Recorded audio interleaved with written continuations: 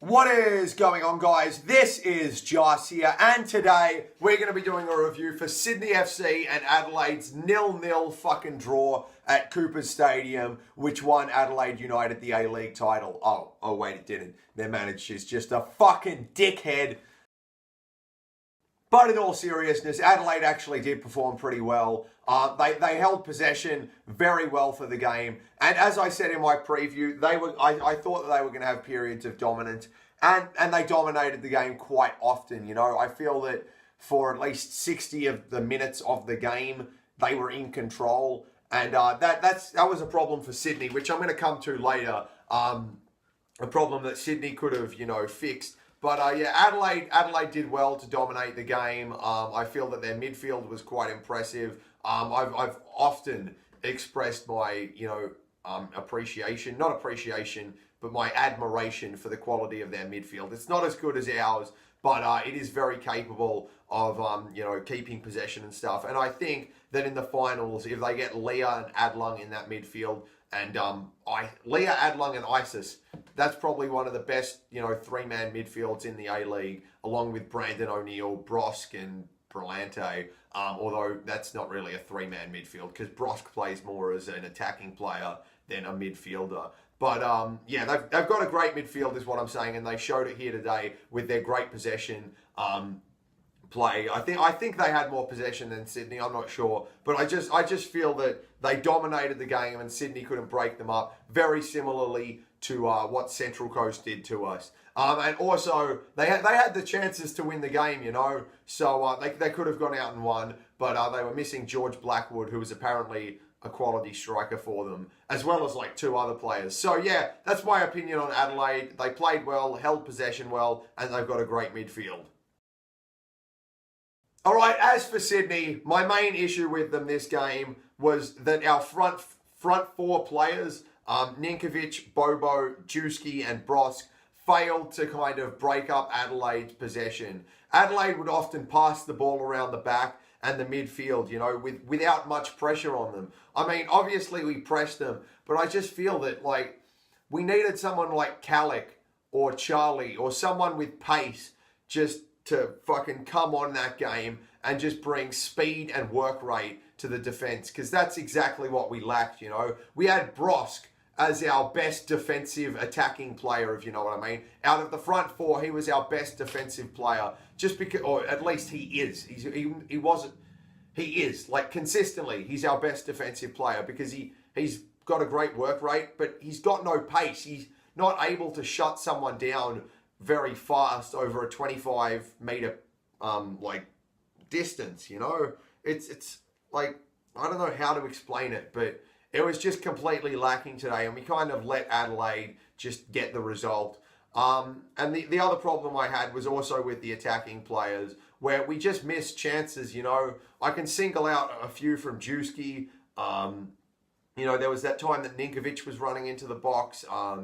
I don't really remember any single Bobo ones, but I'm sure he had them, We just didn't take our chances, and there were enough there to win that game 2-0, 3-0 or whatever, and we just did not take them. So yeah, that's my two major criticisms of Sydney, is that we didn't kind of break up Adelaide when they had the ball enough, and we didn't take our chances, which when we are playing our style of counter-attacking, defensive football, we need to do. So yeah, it's disappointing.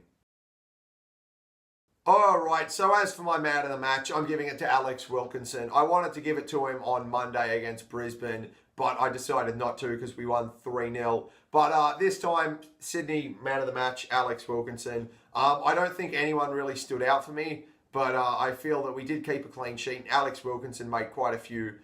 Actually, I only noticed 2 or 3 of them, but I'm sure that he was pretty good. I mean, I don't know. I don't know how to say how good he was.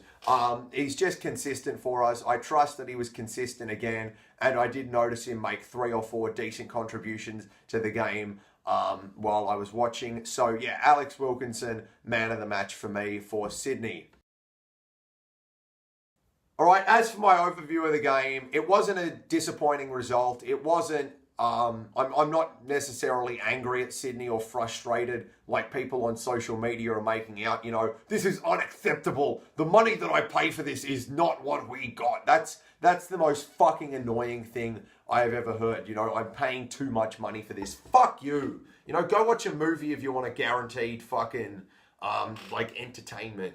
You know, disappointing shit happens. I'm just more disappointed with the lack of initiative that came at halftime more so than anything else. You know, I feel like if Sydney really want to go on and be the best team the A-League's ever seen, they've got to be great this year and they've got to be great next year.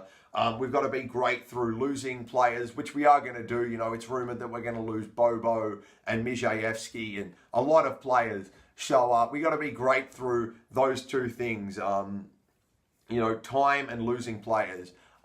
So, yeah, and I just feel that the one thing we didn't adapt is what I'm saying, you know? So, fucking hell, this is hard to say. I'm going unscripted. Leave me alone. We basically didn't adapt. We didn't change ourselves up, and that is why I'm disappointed with this game. Not necessarily because we drew, not necessarily because we played boring football, which we do every week. Sometimes, you know, it's just that Ninkovic and Juski make us entertaining. It's not fucking this style of football that makes us entertaining. We barely play tic-tac or anything like that. So, yeah, disappointed with our adaptability. That is my main thing to take out of this game. Adelaide were good. Wilkinson man of the match.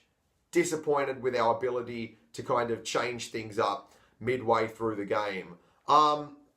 So yeah, ladies and gentlemen, I went unscripted because there's not really much to say. It was a draw.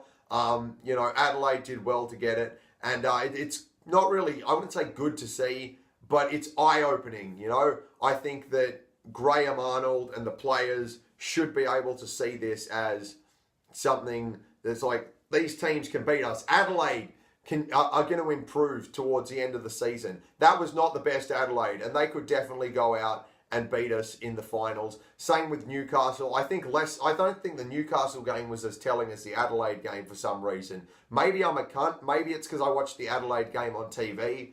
But I think that the Adelaide game was more telling and more eye-opening. Same with the Central Coast game. But we got Central Coast coming up. I really hope that in the Sydney FC training facilities, we've literally got a picture of that 2-0 fucking scoreline up everywhere the players look to motivate them. I will be doing a preview for that game, ladies and gentlemen.